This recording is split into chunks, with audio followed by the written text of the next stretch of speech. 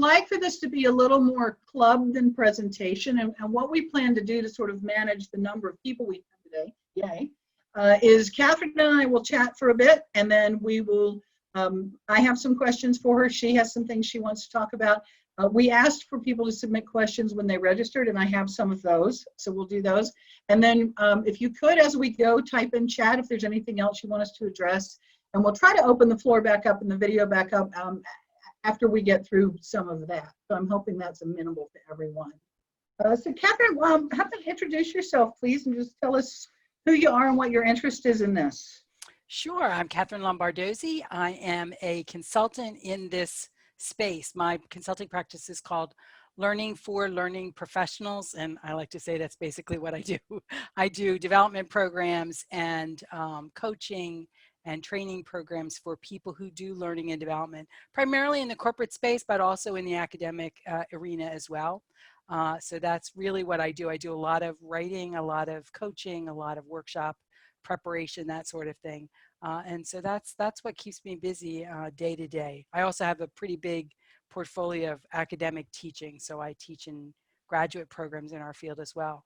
My background has been in learning and development for my entire career in one way or another. So it's, 30 plus 35 years, that's somewhere in there, of working in this area. And self-directed learning obviously is coming back into vogue in some ways, although it's being talked about a little bit differently than the original research in that area was discussed. So it was interesting to me to pick up and run with this. It's helpful for the work that I do in coaching people, as well as the work that I do in developing learning cultures and that sort of thing. So I really enjoyed doing the research. Great, great. And we enjoy having you write for us. So thanks very much for that. So you did a nice long report for us a couple of months ago. What are some of the key things you had hoped people would take away? I mean, what were you really trying to convey that we need to know about self-directed learning? The questions that I went into the research for was, what if you're running a learning and development space, or you're working with a client group and you want to have a self-directed learning strategy, that is, you want to kind of free up people to be able to manage their own learning in some way, what is necessary for that to work in the real world? That was the question that I went out with. So I wanted to know, what's the process of self-directed learning? What are the skills that people need to have to manage their own learning? And what does the work environment need to be like in order for self-directed learning to be successful in general? So those were the three major questions that I went into the literature looking at. Bad English, but you get my point. And what would you say the quick answers are? Because we know everybody's read the report, we just want to give a quick recap. Okay, well, I'm not going to be able to do them off the top of my head, but I'll look here. So basically, the self-directed learning process is exactly what you think it is. People figure out they need to learn something. They set themselves some goals. They find some resources that they want to use. They engage with those resources.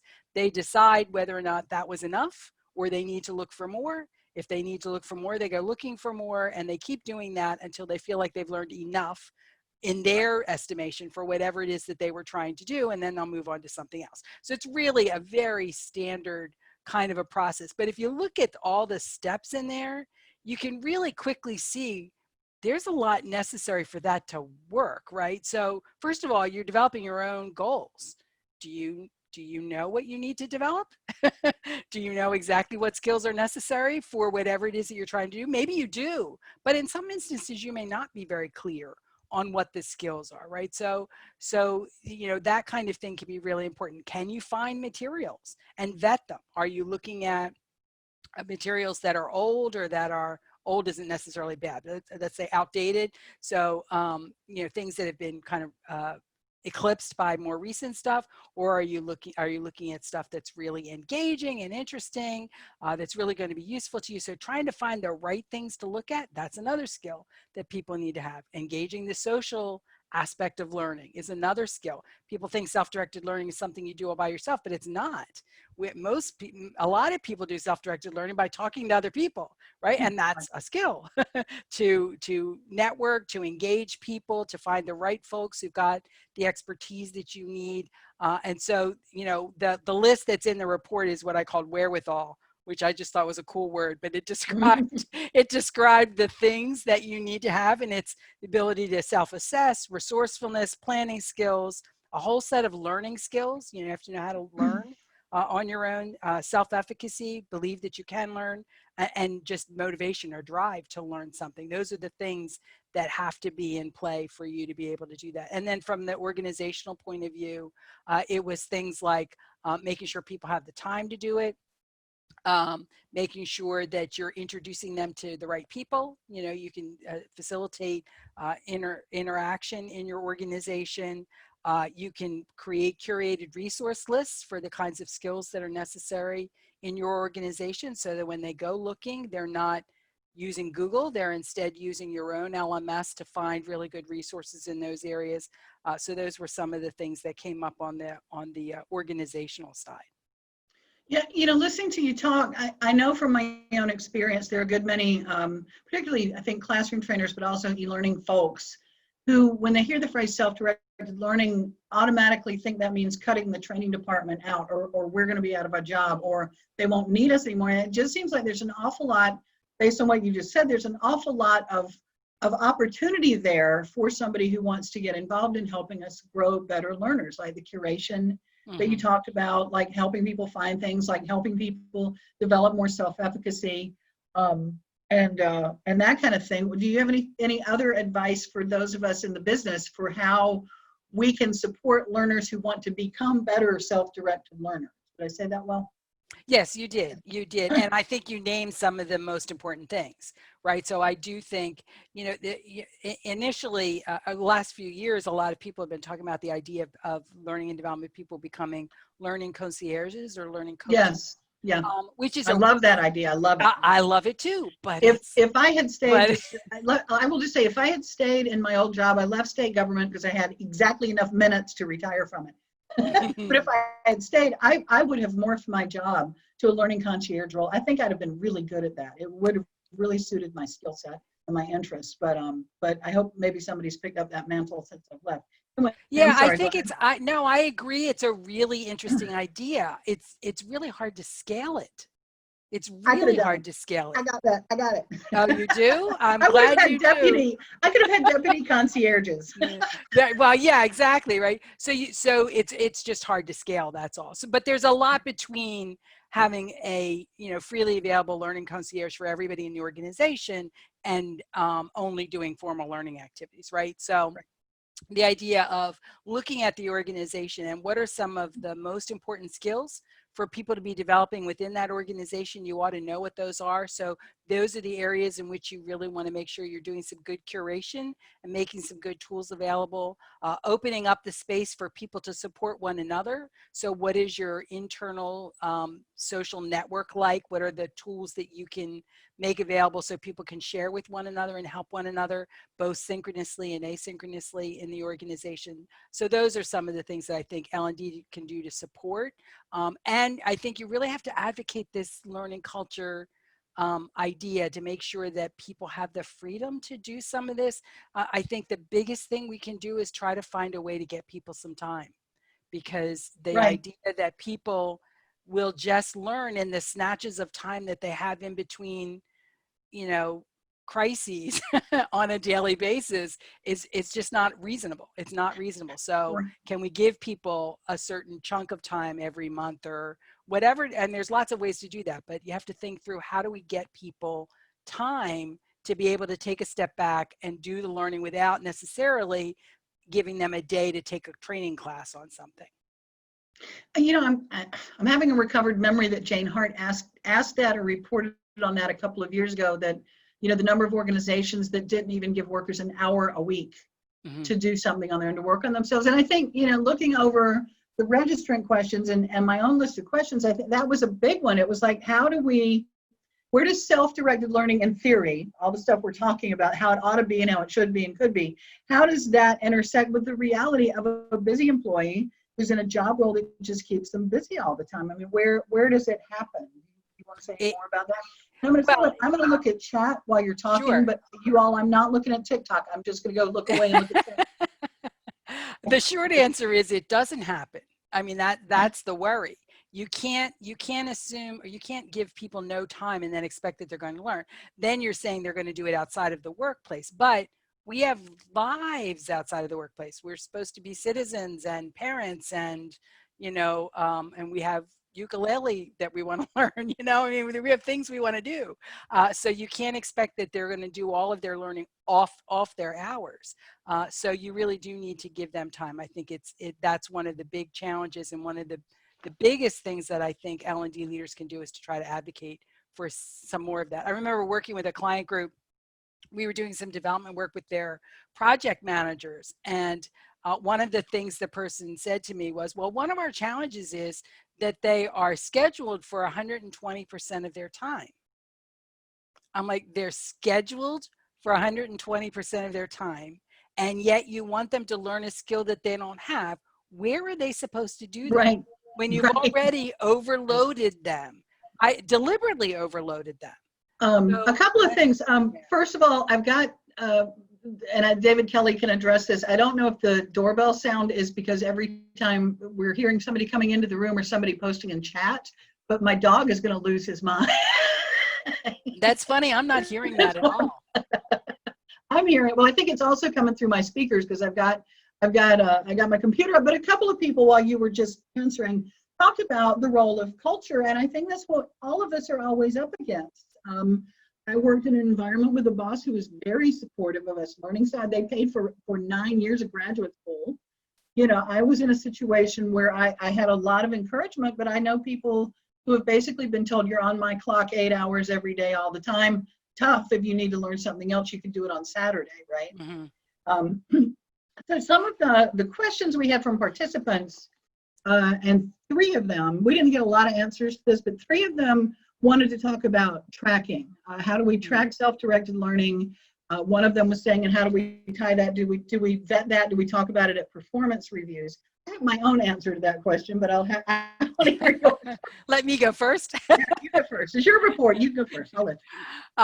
And yeah, it's one of the, when I did an original version of the report and shared it with somebody, that was the first question they asked too, was how do you measure this and how do you evaluate it? Technically, self-directed learning, by definition, is evaluated by the learners. It's evaluated by the people themselves, and we don't evaluate whether or not it's successful or not successful. So that's the easy answer. The harder answer is that organizations are still relying on self-directed learning to develop skill sets. They feel like they need some evidence or some indication of whether or not this is working.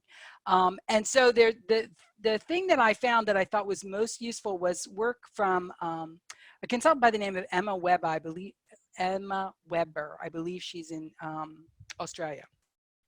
But she suggested that one of the things that you can do is when you start a self-directed learning project, or when an employee starts a self-directed learning project, you ask them to rate where they are on a scale of 1 to 10 on the skill that they're looking at, or their own estimation, and where they want to be by the end of a specific reporting period, by the next year, by the next 6 months, whatever, where they want to be, and have discussion about what they plan to do to try to get there. And then you can ask them in the middle of that or towards the end of that, where are you now? Have you moved between where you were? That's a measure of success. That is something that's common no matter what skill all of the people that you're measuring are doing. So that's certainly part of it. You can track it by using your, I'm not an LMS expert, but I know there is such a thing as XAPI, and you can capture all this stuff if you want to. I just don't know what good that does necessarily, because you don't, this is the one time I agree with the statement that employers don't care about learning, they care about performance, right? So what you should be looking at is, are people able to perform? Do they have the skills that are necessary? And that's the feedback that you should be giving to people. This idea of, I want to know what books you read, or what classes you went to, or what conferences you did, or reporting all that stuff, it means nothing. What's important to you as an employer is, are the skills advancing? Is the performance improving? And that's what you should be measuring. Right. And I would agree. I was going to say exactly that. We shouldn't be trying to measure the learning. We should be trying to measure the results and the outcome. My own story about this, I will beg your indulgence, is that some years back, my thing was social media for trainers, and using it in training, and using it for self-development, using it for development. And one day I was working in the state central training office, and which was housed under personnel. And one day we had a request for me to develop mostly a conference presentation, not so much a workshop, but a presentation for for the recruiters, for the recruiting staff, how to use social media in recruiting efforts. And mostly what they were doing was just tweeting out job postings. They weren't engaging very much. They weren't doing much to sort of build the brand or doing anything much enticing. So I didn't know anything about that. I knew about the social media. I had worked in HR and knew a little about recruiting. So in order to develop this program, I went to some Twitter chats. SHRM has a regular HR chat. I went to some recruiter chats. I looked at some Twitter accounts. Most of them were doing the same thing, just sort of spamming out job postings. I looked at LinkedIn. I found really good stuff on Instagram, which I wasn't expecting. And so before it was over, I had a nice hour with good examples and things we could talk about. And I delivered it to our recruiters, and I delivered it at a workforce planning conference thing. So here's the thing. My boss didn't care if I went to 11 Twitter chats or 117. My boss didn't care if I watched 9 YouTube videos or none. My boss wanted to know, did Jane create a presentation that was useful and well received? Which, yes. Exactly. You don't really expect performance from something like that, but the thing is, it did kind of catch fire with our own HR recruiters, and I did have ongoing access to them, and they came to me for more help, and they ended up following. You have to go with what people like. Everybody's not going to like Twitter, much as that breaks my heart, but they fell in love with Pinterest, and they did all of this great stuff for using Pinterest for recruiting. They kind of set a standard for it. So, you know, that is the measure, is did Jane deliver what she was asked to? Did we get any kind of result from that? Not Jane spent 17 hours looking at Instagram, right? Makes Exactly. sense? Yeah. Exactly. Yes. Yeah.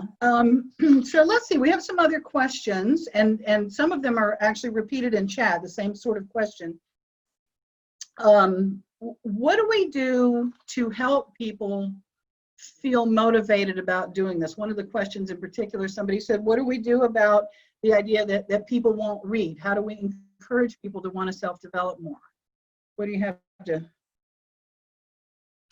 Well, I think people, you know, what I always tell people when they ask motivation questions is it's not that people aren't motivated, it's that they're not motivated to do what you want them to do. Those are two different things, right? Everybody is motivated. They're motivated to do something. Fair point. Okay. So the trick is, in some sense, the trick is how to get them, how to encourage them to be more motivated about what it is that interests you in their learning. So how do you give them messages that encourages them to develop certain skill sets? How do you encourage them to dedicate some of their time to learning? You know, so what are some of the things that you're doing to fan the flames of their motivation, whatever it is, to understand what is important to those individuals, Right. and to connect what you want them to learn to what is important to them? Those are the things that you're looking for. So people all, you know, there's very few people that have literally no motivation. I mean, that is actually, I think, a mental illness. Not that I'm a psychologist, but everybody's motivated. They're motivated for certain things, and you've got to figure out whether or not you can connect what it is that you would like for them to learn and do with what it is that excites them. Right. You know, it's funny. I saw a tweet the other day. I think it was from Rachel Happy, who said, I have all of these Excel and PowerPoint skills that I never really wanted. Right. Yeah, because you have to. I should do something with that. And Kristen asked a question, and it's funny because I have a friend who's in this situation. What about managers who are resistant to support self-directed learning because they're afraid the employee will develop things that will enable them to leave? And it's funny because we have a really famous company. I live in Durham, North Carolina, near Research Triangle Park. We have a lot of pharma and technology and stuff here. There's a really famous company all of you have heard of, and it's like the Disney World of working at a great company, but that is one of their things. You can't leave. They have a doctor on site, they have a dry cleaner on site, they have pools, they have gyms. You don't ever get to leave, and you can't take any training, seriously, that might qualify you for a job somewhere else. Right. And what do you have to say about that? I don't think organizations need to support the development of skills that are not skills within their organization. I think it's really generous when organizations do, in fact, support skills for people to be able to move elsewhere. But to say we're not going to develop people because God forbid they'll get good and want to leave, I'm thinking, right. So you want them to be bad where they are. I mean, Right. And you know, somebody said your that's bad. consequence is you're not developing them for the job that they're doing for you either. So you're really holding your own organization back if you're Right. not supporting people's development. Right. Well, Um, and we had a question from Sheila about that. She said, how can we cultivate this in a way that benefits both? How can it be mutually beneficial? Right. And Conversation. that's a good conversation between managers and employees about the competencies and the skill sets that are needed in the organization and the interests of the employee, and starting to try to find where those alignments might be. Right. I mean, a lot of really, in a lot of successful organizations have ways of having conversations with employees that are not just about the job that they're currently in, but all of the skills and job sets that are in the organization, and trying to help people to find better matches for what they want to do, what their skills allow them to do. And they work really carefully and deliberately with employees on that career space to try to figure out where the matches are. And then they work with them on the development plan to get where they want to go. And that I think can be really useful. And that benefits both, right? Right. Right. Yeah. It does. And it's funny, somebody in chat, it got past me. I lost where I saw it. Said, well, an employee would leave in that situation. Like, no, they don't. They steady retire. My friend's getting ready to retire from this organization because it otherwise has all this great stuff, but you can't leave. Let me just go back to that. You can't leave. You are the prisoner of Disney. Mm-hmm. It's not Disney. It's a software company. But you are there if you were there. Let's talk about the research proper just a little bit. What are, we've read your report. I know I've already read the report. What are some names we should know? What are some people we should pursue? And by the way, I saw that Nigel is here and he put Michelle Weber's Hi, Nigel. website there. When I asked on the survey, we asked, do you have any other questions? Nigel said yes. And that's his answer. I'm waiting to find out what he wants. So who should we read? Where should we start looking for more about this? Yeah, obviously it depends on what it is you're looking for, what you should read. I'm going to recommend the translated versions of self-directed learning, right? So rather than say, dig deep into this deep thinker that does self-directed learning from an academic point of view, I'm going to say read, I can never remember the last names here. Read Mirjam Nealon and Paul Kirshner's book. They have a great section on self-directed learning that takes all that literature, talks about it in a coherent way, and translates it into what we're supposed to be doing. Andy Lancaster in the book Driving Performance Through Learning did the same thing.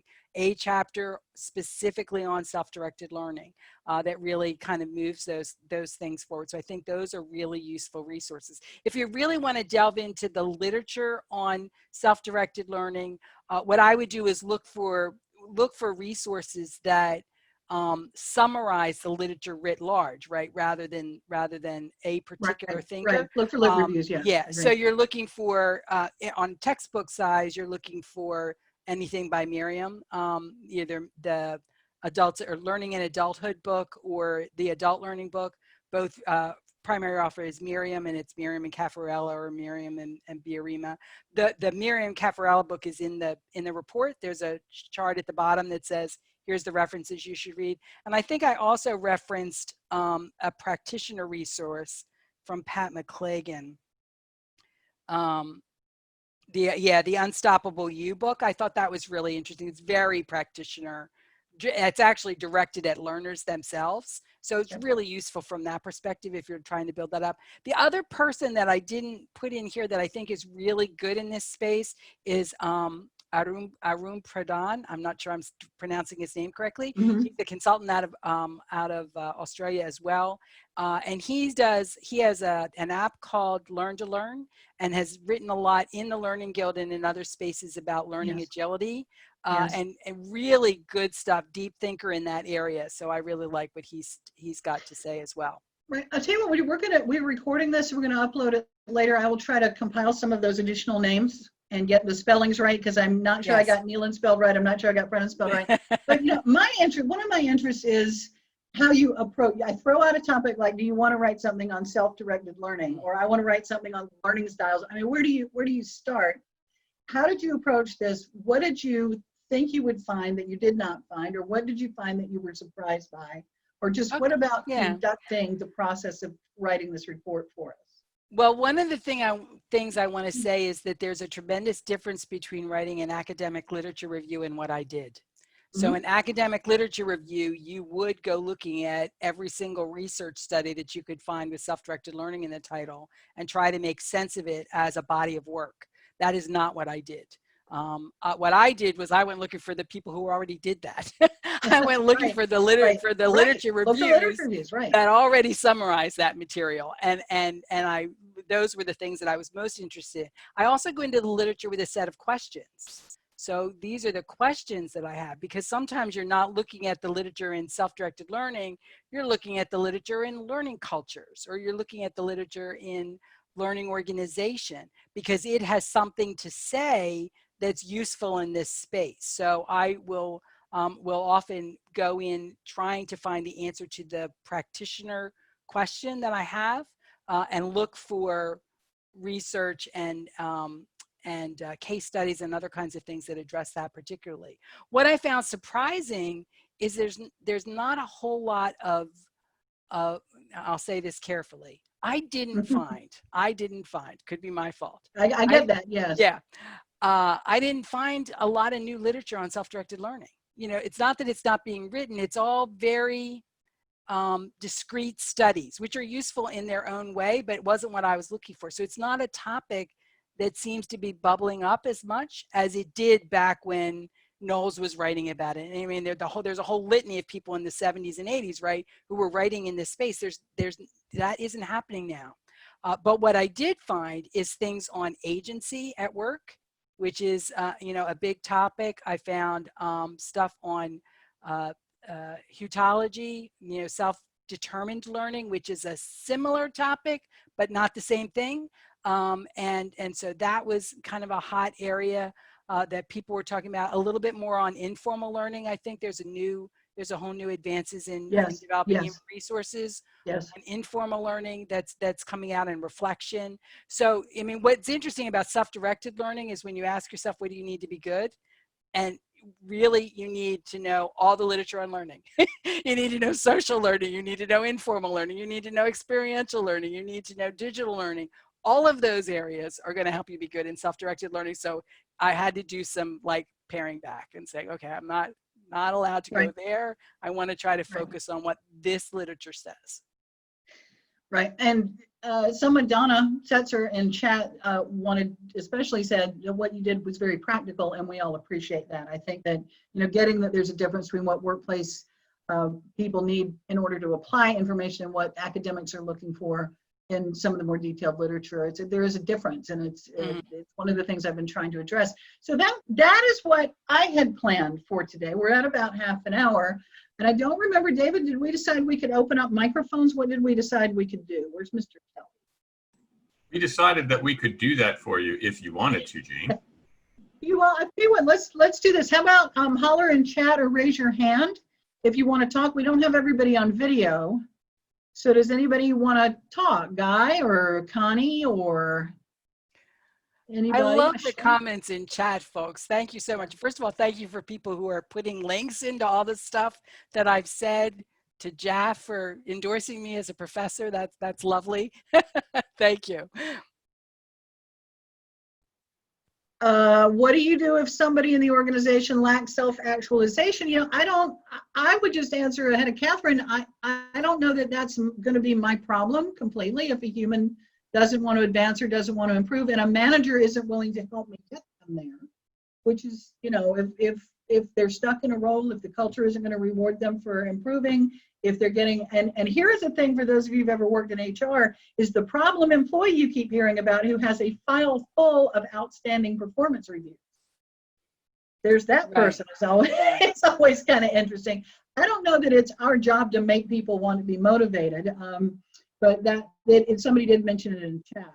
Yeah, I do think that, like, it always goes back to what is the performance. I remember being forced at some point when I was a corporate employee to go to a full-day training program on developing employees after I had just finished a doctoral degree in human and organizational learning. I was like, yeah, I think I know that a little bit, you know. So it's not like there isn't anything I could learn there, but what they were teaching there was stuff that I had in spades that I had already known. And my boss was like, yeah, but everybody needs to go. We want everybody doing these things. And I said, you know what?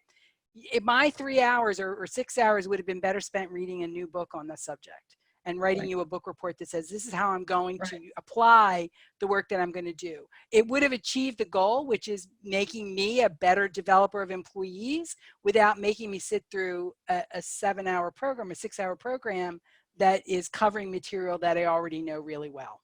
Right. Right.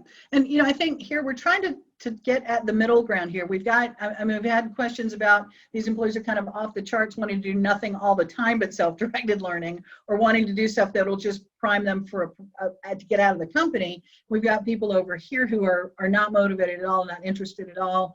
You know, I think a frustrating thing for all of us in L&D, and I am one of them, is that we just don't understand people who don't want to learn stuff. I mean, generally, those of us in this business like it, and we want to learn stuff, and we spend our time learning new stuff, and we don't really understand the people that just aren't there. But I think part of our role is to try to figure out how to get things in front of them to help them become better learners. I think one of the opportunities for us there is the curator role of getting things that are relevant and timely and, you know, appropriate for those people, and not just send them floundering around, you know, looking through the LMS for something that might be appealing to them. Yeah, Ryan Tracy a number of years ago wrote a blog post that I link to all the time.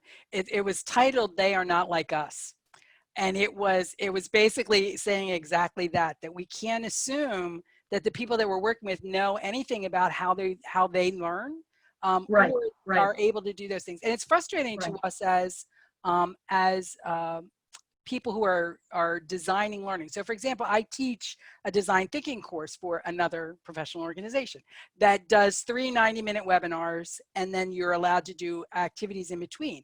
Great. There's some really nice things you can do in that sort of a structure. So my initial intent was, you know, you'd have these 90-minute webinars, you'd have these interesting application activities and discussions that you would do in between the webinars, right? But they are not required, like my graduate students are, to do anything, right? And what I find is they show up for the 3 90-minute webinars, and very few of them will actually do the interim work or post discussion points in between. And as a matter of fact, at the end of the webinar, I always say, you have 1 hour of free consulting time. When you're ready to talk about how does this work in your organization, I'm here. I have had one person in 2 years actually schedule something. Right. You know, so they're not like us. They're not going to kind of jump on all of that. Right. They're not going to spend 9 years in graduate school, even if somebody else is paying for it. So the mics, you can unmute yourself. You can put yourself on video if anybody has anything they'd like to chime in on, talk about, ask about. I said, I'm seeing them all on video. Anybody?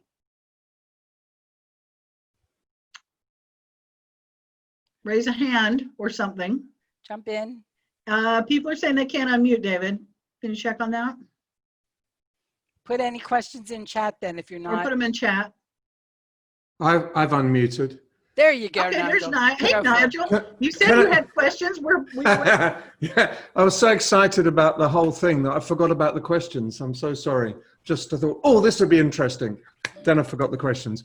The point that I think is really important that is there in the report is the social aspect. That I don't think this is all about individuals burrowing away all on their own. I think it's individuals knowing where to build support networks and build communities around themselves so that everybody learns, and everybody learns better usually than individuals working away on their own. So I think that's an important part of it.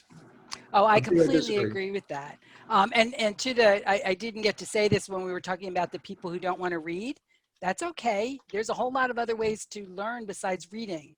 And some of it is engaging with other people. It's coordinating, you know, doing some co-leading on projects. It's talking to other people. It's watching videos. There's lots of other ways to learn besides reading, which I forget because I'm a reader. Can you tell? That's what I do when I want to read, when I want to learn. Is the first thing I do is find the books on the subject and see how deep I can go. But that's me. And I've learned it in these many years that many other people are not like that.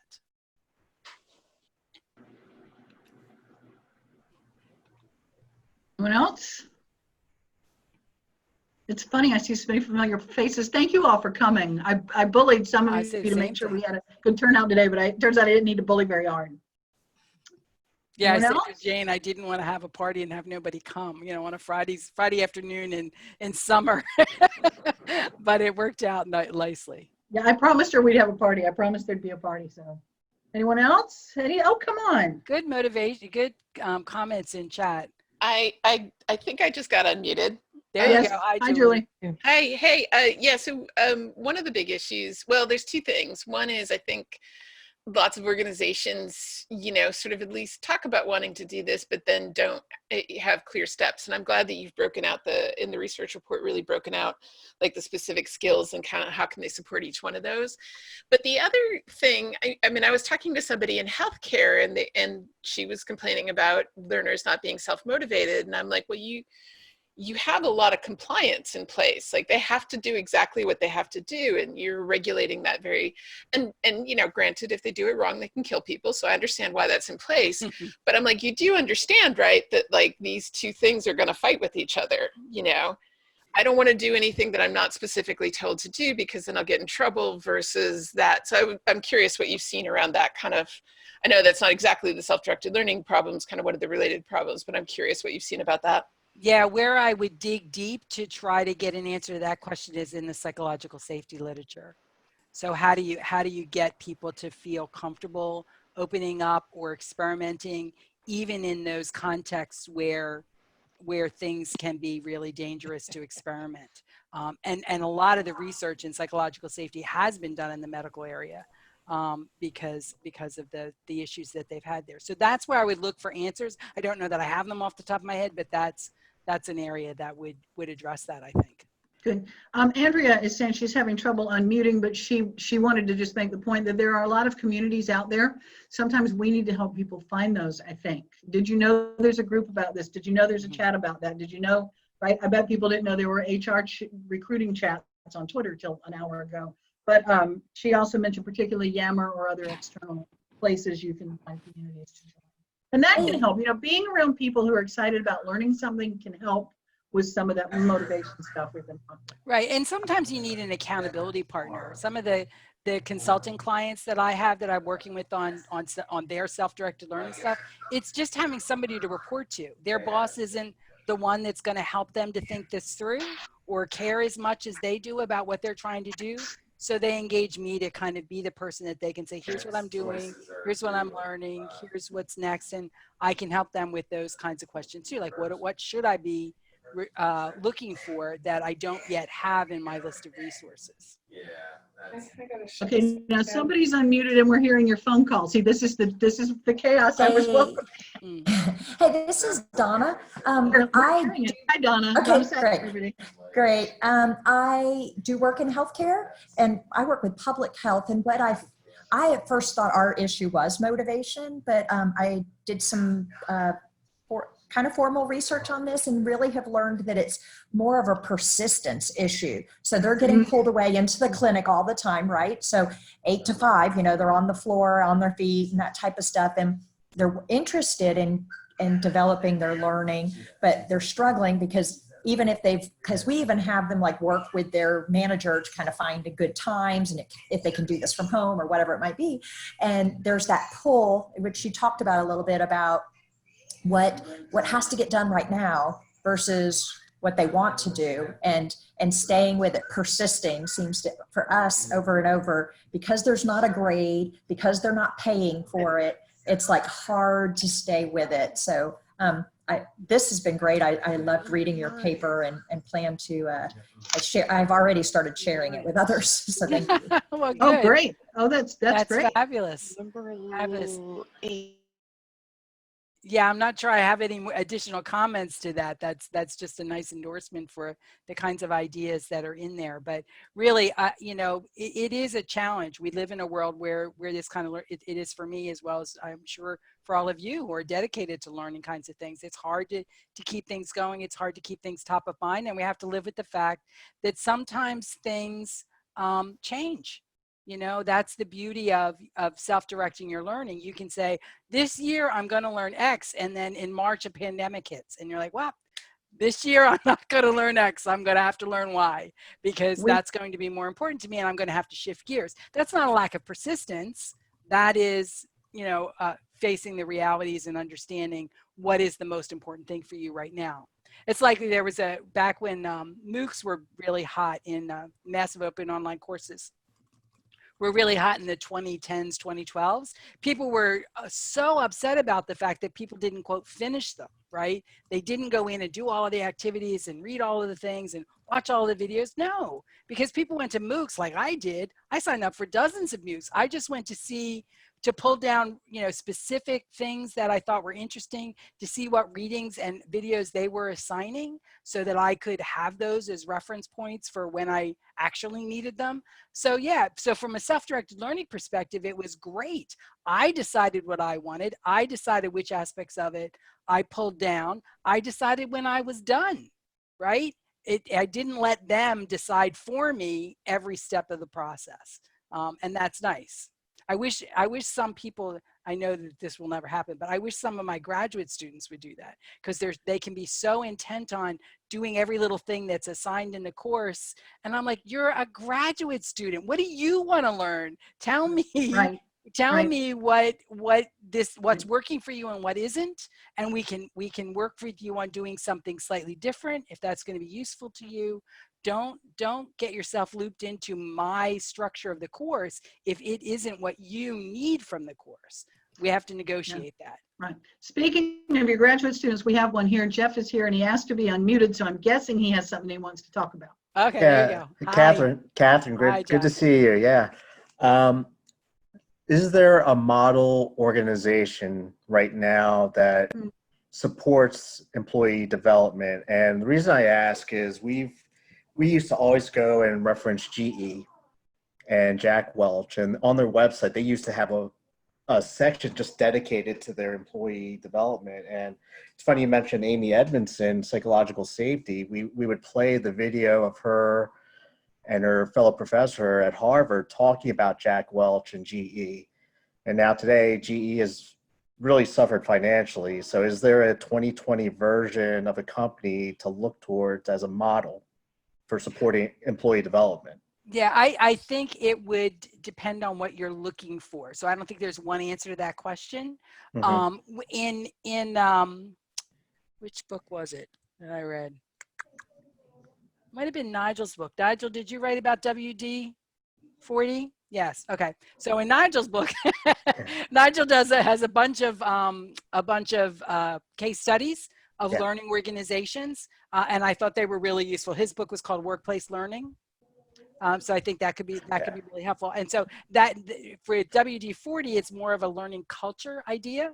There are other organizations that have, that have good enterprise social networks, and another organization will have some other thing. So every organization's best practice is going to be different. So my advice is to look for those case studies, and where I would look.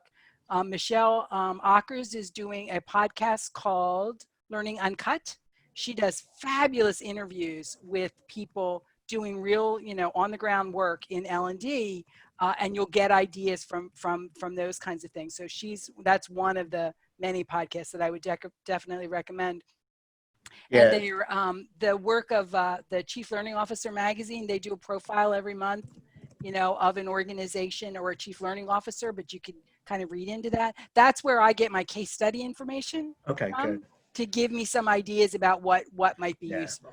Yeah, thinking back to that old interview, they were talking about that whole psychological safety and a company that encourages people, it's okay to fail as long as you're learning from it. Mm-hmm. And it's all part of the learning process. So that's the kind of company I'm looking for as a model company for today.